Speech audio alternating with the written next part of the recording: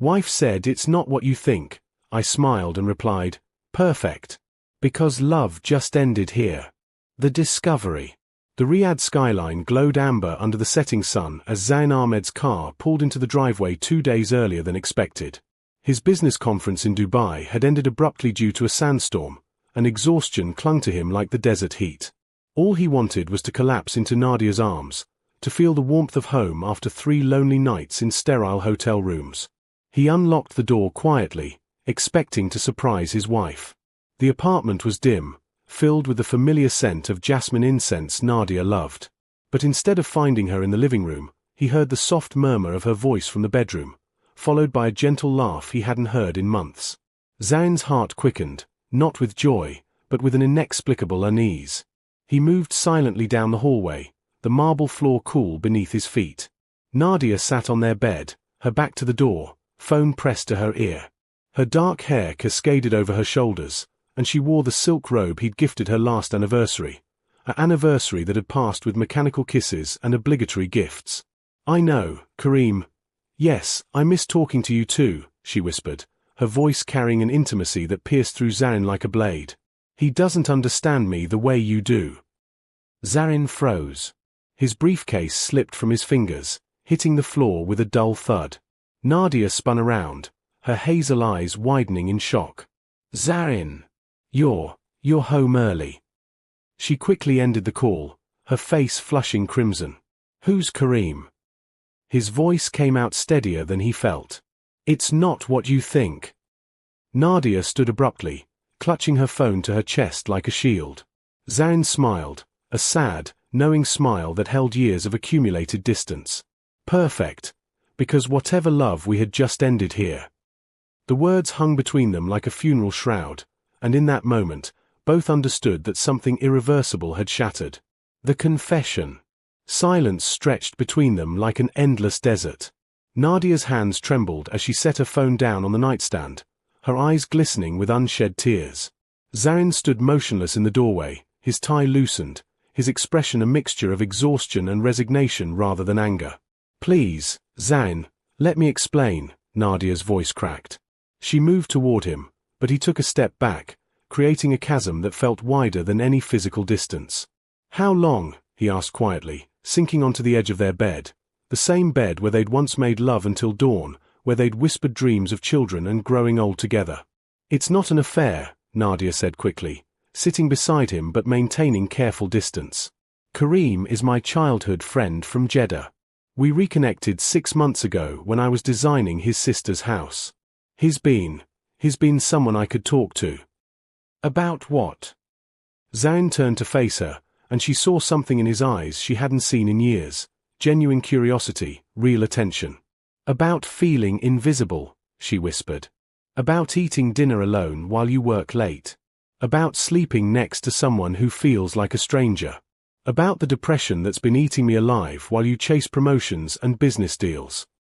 The words struck Zain like physical blows. He remembered the signs he'd ignored, the weight she'd lost, the forced smiles, the way she'd stopped reaching for him in bed. When had her goodnight kisses become obligatory pecks? When had I love you become automated responses rather than heartfelt declarations? I didn't know, he said, his own voice breaking. Nadia, I didn't know you were hurting. I tried to tell you, she replied, tears finally spilling down her cheeks. Remember our anniversary? I wore that red dress you love, made your favorite kabsa, lit candles, and you came home at midnight, ate cold food in silence, and fell asleep on the couch. Zain closed his eyes, the memory stabbing through him. He'd been so focused on closing the Al Khobar deal that he'd forgotten what truly mattered. Do you remember our wedding night? Nadia asked softly, reaching for his hand. He let her take it, her fingers small and warm against his. You couldn't stop touching me. You traced every curve of my face and told me I was your destiny, your answered prayer. I remember, Zain whispered, pulling her closer. You wore that white jasmine in your hair. You laughed when I fumbled with your jewelry, nervous as a schoolboy. They sat together, shoulders touching, lost in the ghost of who they used to be. Zain remembered their honeymoon in Istanbul, making love in their hotel room while the Bosphorus glittered outside, feeding each other baklava in the Grand Bazaar, slow dancing on their balcony to no music but their heartbeats. "When did we stop dancing?" he asked. "When life became about surviving instead of living," Nadia replied. The unraveling. The next 7 days felt like walking through a beautiful museum of their past, everything preserved behind glass, impossible to touch or reclaim. Zarin came home early each evening, determined to prove they could salvage what remained. But effort cannot manufacture genuine connection, and they both felt the strain of forcing something that had organically died. On Tuesday, Zarin brought home roses, her favorite pale pink ones. Nadia smiled, arranged them in a vase, but the gesture felt transactional rather than romantic. That night, they attempted intimacy. Zarin kissed her neck the way he remembered she liked, his hands sliding along her waist, pulling her close in their moonlit bedroom.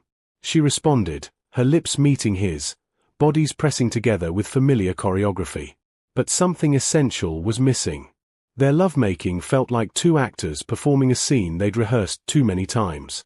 When it was over, they lay side by side, staring at the ceiling, both pretending not to notice the hollow ache in their chests. "It's not the same," Nadia whispered into the darkness. "No," Zarin agreed, turning to look at her profile in the silver moonlight streaming through their bedroom window. "It's not." Wednesday brought a dinner at their favorite restaurant overlooking the Kingdom Center.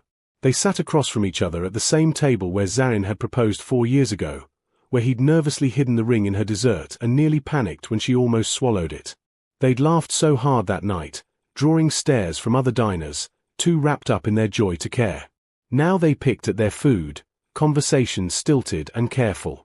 Every topic felt like navigating a minefield. Work reminded them of his absence. Her design projects reminded them of Kareem. Mutual friends forced them to maintain facades they no longer had energy for. "Remember when we used to talk for hours?" Nadia said, setting down her fork.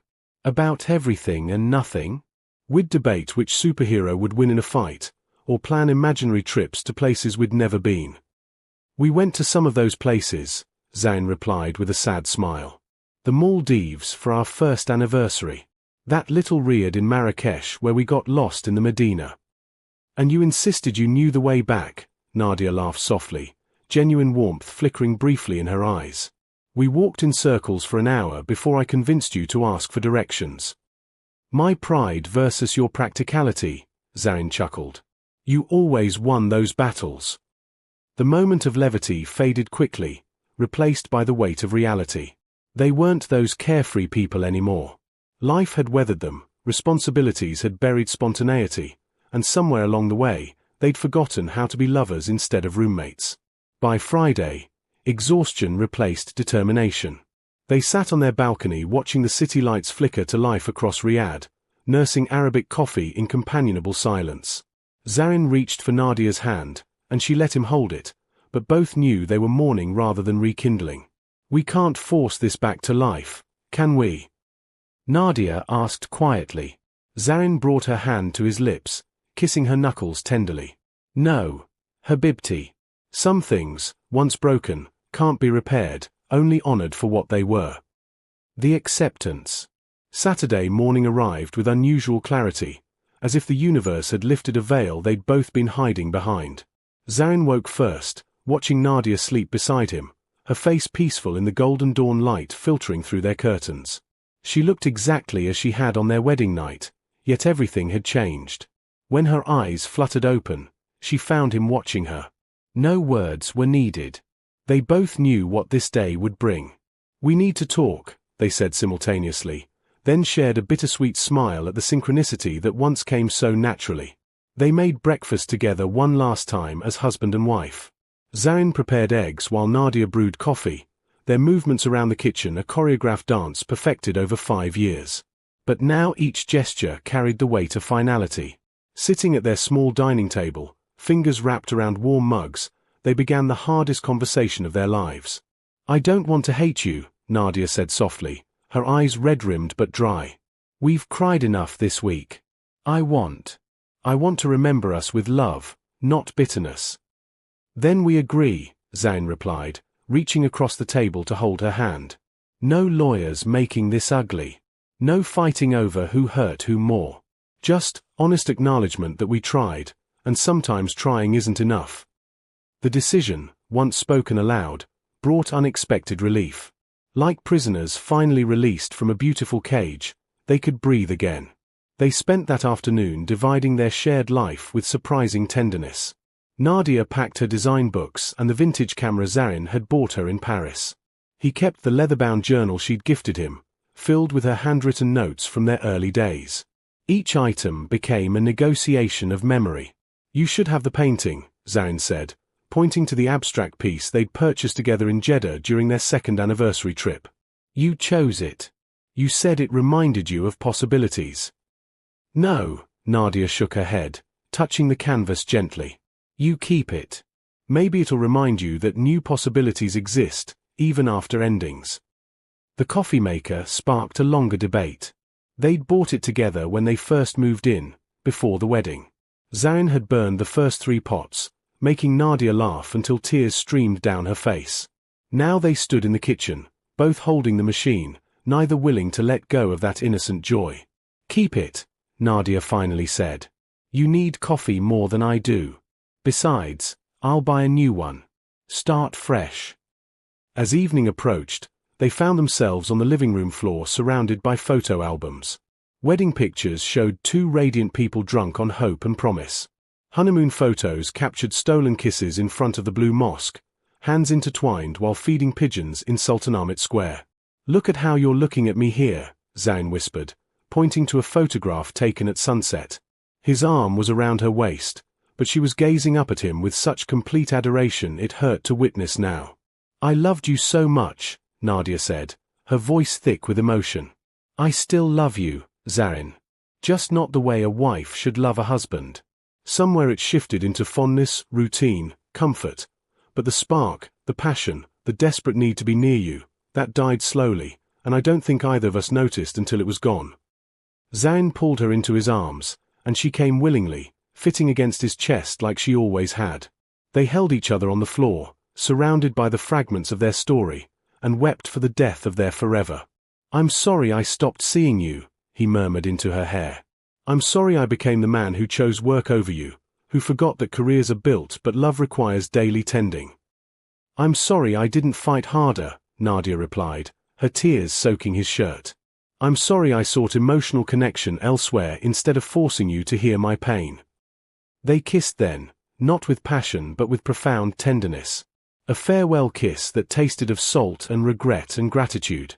Their lips moved slowly, memorizing the shape of each other one final time. When they pulled apart, both understood it was the last kiss they'd share as lovers. That night, they slept in each other's arms one final time, not as husband and wife, but as 2 souls who had journeyed together and now needed to walk separate paths. The graceful goodbye. Sunday morning broke with devastating beauty. Clear skies, gentle breeze, the kind of perfect day that mocked the sorrow of their parting. Zain woke to find Nadia already dressed, her suitcases by the door, her wedding ring placed carefully on the nightstand beside a handwritten letter. He picked up the ring, its weight impossibly heavy for such a small object. Inside the band, their wedding date was engraved along with the Arabic word for forever, a promise they couldn't keep. The letter was brief. "Thank you for 5 years of trying. Thank you for loving me the best way you knew how. Thank you for letting me go with dignity.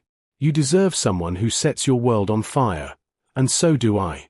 With love always, Nadia." He found her in the kitchen, making one last pot of coffee using the machine she'd given him. The domestic scene was so normal it felt surreal, as if they were just another married couple starting another ordinary day, not ending their entire world.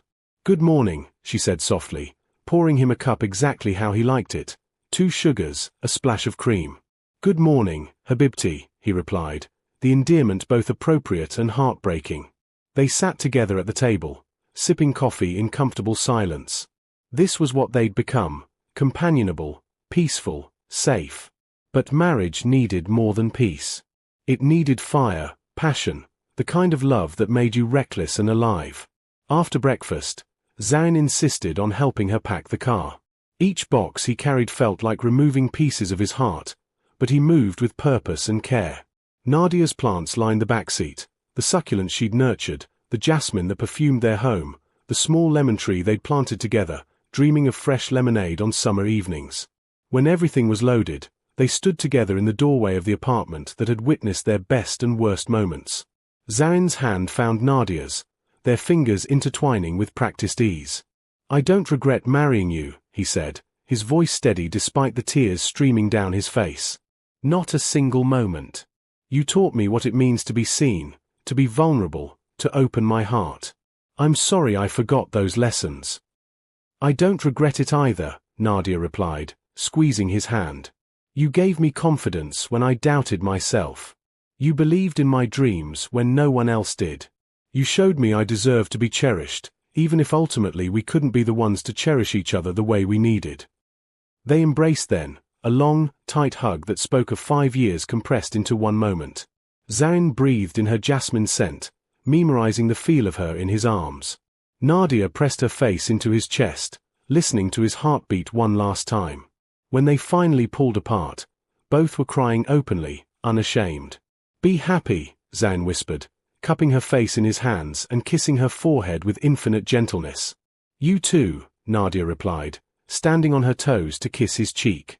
"Promise me you'll find someone who makes you laugh, who pulls you away from work, who reminds you that life is meant to be lived, not just survived." "I promise," he said. "And you find someone who sees you, really sees you, who won't let you feel invisible ever again." Nadia climbed into her car, starting the engine with shaking hands. Through the window, she looked at Zarin one last time, this man who had been her husband, her friend, her first real love. He stood in the doorway of their former home, one hand raised in farewell, tears glistening on his face but a genuine smile on his lips. As she drove away, Nadia checked the rearview mirror. Zarin remained there, watching until she turned the corner and disappeared from view. She pressed her hand to her heart, feeling it crack and heal simultaneously, the paradox of painful but necessary endings. Zarin closed the apartment door and leaned against it, surrounded by the echoes of their life together. The space felt emptier but somehow lighter. He picked up his phone and deleted Nadia's contact, then immediately restored it, not as my wife but simply as Nadia. She would always be part of his story, just not his present chapter. Looking at her wedding ring still on the nightstand, he placed it in a small velvet box alongside his own. Someday, these rings might mean something different, artifacts of growth, lessons learned, proof that love could end gracefully. He opened the windows, letting fresh air sweep through the apartment, and smiled through his tears. This was not an ending. This was transformation. 4 lessons from a love that ended with grace. 1. Love is not always enough. It requires presence, attention, and daily nurturing. Passion cannot survive on memory alone, and sometimes the kindest act of love is releasing someone to find the happiness you cannot provide. 2. Endings need not be enemies. Dignity, respect, and tenderness can coexist with heartbreak. How we part defines our character as much as how we loved, and peaceful closure heals better than bitter warfare. 3. Invisible pain speaks loudest in silence. When we stop truly seeing our partners, they begin to disappear. Careers can be rebuilt but moments cannot be reclaimed, and no success compensates for a love slowly dying from neglect. 4. Gratitude transforms grief into growth. Every relationship, even those that end, teaches us who we are and who we wish to become. Honoring what was allows us to step forward whole rather than broken, carrying wisdom instead of only wounds. The end.